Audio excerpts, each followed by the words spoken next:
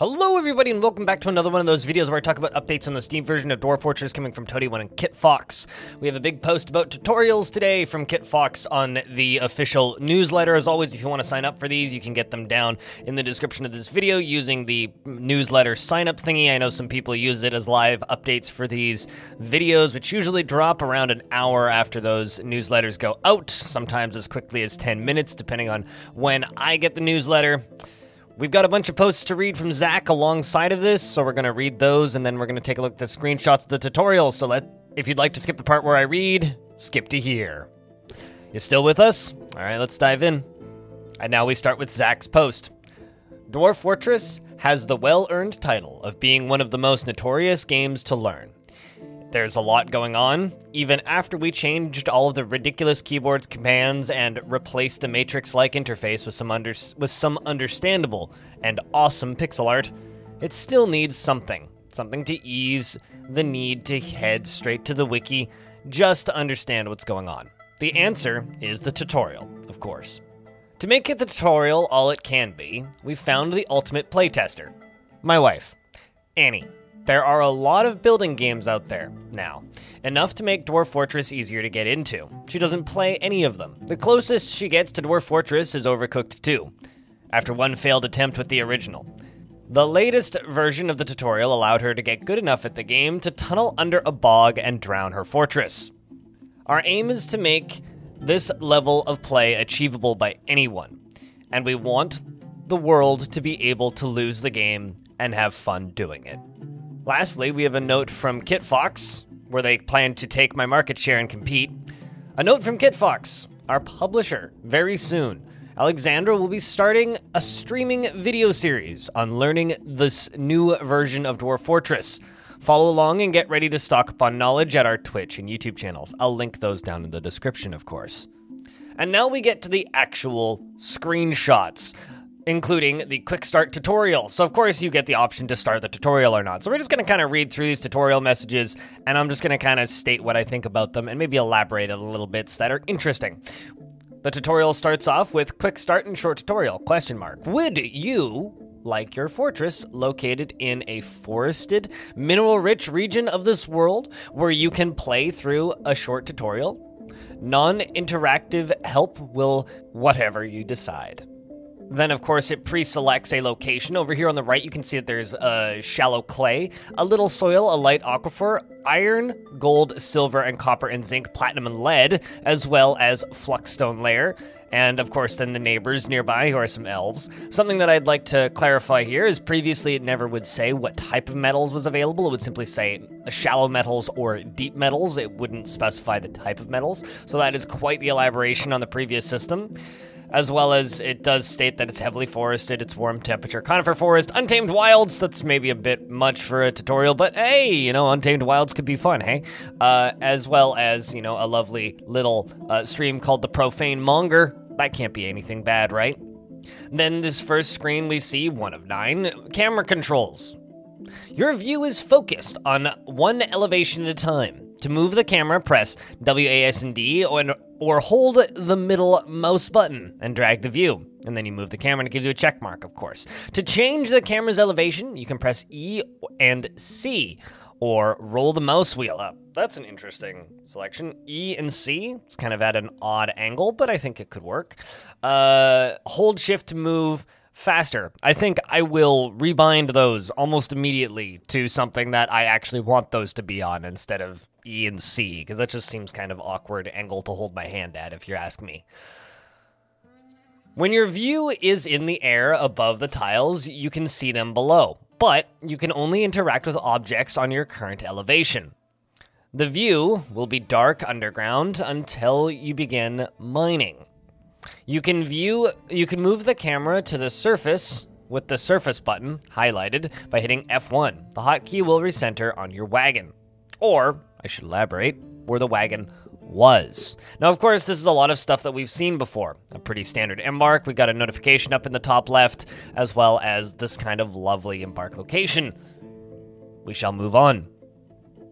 Now we get the mining tutorial. Let's make a safe place to work. Select regular mining mode to the left of the stair mining mode. Dig a rectangle underground large enough for a stockpile and some workshops, and consider that most workshops are 3x3 squares. Mining through the stone layers further down may take longer, but it leaves boulders, which are essential building materials.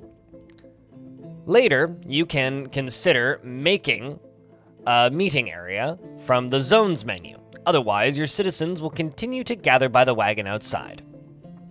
And then they make you build a room that's 20 by 20, or I guess dig out 20 tiles in total, which seems to be a solid amount. I personally would say a little bit bigger. I would maybe triple that. Actually, I'd say 50, but, you know, 20 could work for a starter room anyway.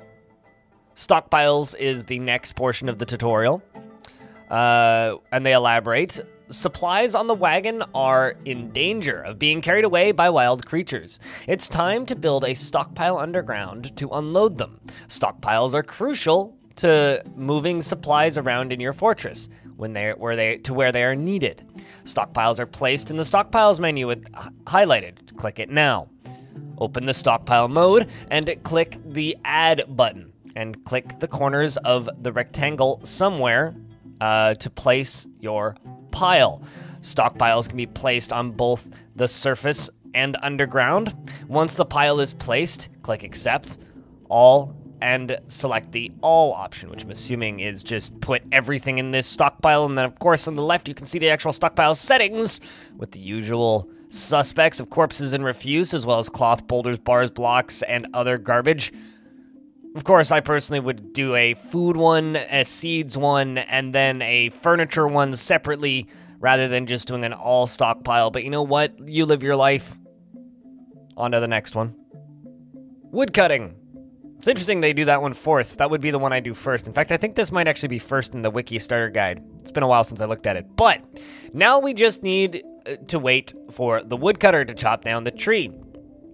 If fallen, the logs are accessible by everyone, and everyone will help store them in the stockpile. Oh, I guess that makes sense. They want you to have the stockpile made first. You can right-click and close the woodcutting mode. Right-clicking closes most menus. So once you've clicked a menu, just right-click anywhere on the screen, and it'll exit out of the menu, similar to hitting escape in the previous versions.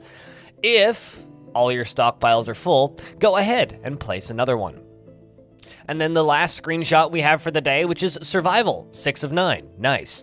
Shelter. By now you should have a room underground where your residents can hide from the creatures above. To make sure they spend their free time down there, you will need to use the zones menu to create a meeting area. Later, you may try the burrows menu to create a safe place for your dwarves and citizens to hide when real trouble comes. A lot of foreshadowing. So I guess kind of the question is, what do you think of this tutorial? I think it's pretty comprehensive, honestly. It's doing things in an order that I wouldn't necessarily do them, but that isn't by default a bad thing. I think that there are certain things that you need to teach, and clumping them together into one option is maybe a better idea than spreading them out into many small options, which is, I think, the way I would have done things. I think I would incentivize digging further down initially.